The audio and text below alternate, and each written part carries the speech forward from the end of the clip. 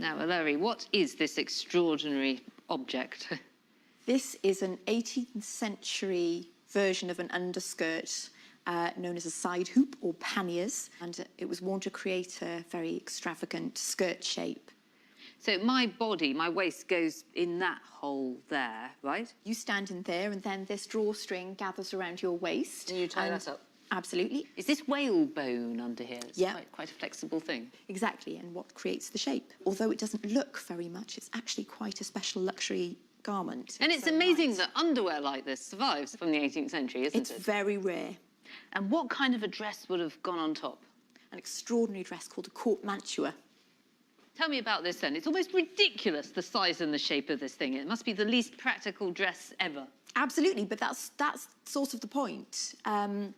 Is that the person who was wearing this was obviously rich enough and important enough not to wear practical clothes. You couldn't do a shred of work in this, and in fact you could barely move. They were wearing these dresses at the Georgian court, and they became something of a uniform, didn't they? They did. It was actually prescribed, and there were very strict rules of etiquette about what sorts of dresses you should wear, and women had to wear these mantuas pretty much for most of the 18th century. I've read that the courtiers complained about all the ruffles and the frills getting in the way of any sort of activity they wanted to be doing.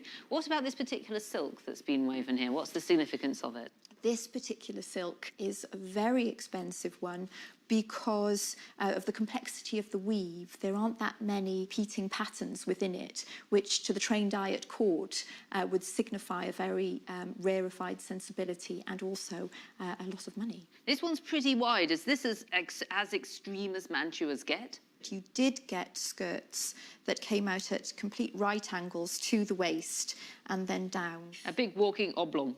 Absolutely. Do you think then, I get the sense that by the late Georgian period, going to court must have been a bit like going to the zoo. It was like the dinosaurs are still walking the earth wearing these crazy outmoded dresses. But that was part of maintaining at court this splendour of the 18th century, because everything about the court and society had changed so much during that century that it was a way of preserving in aspic the ceremony associated with court.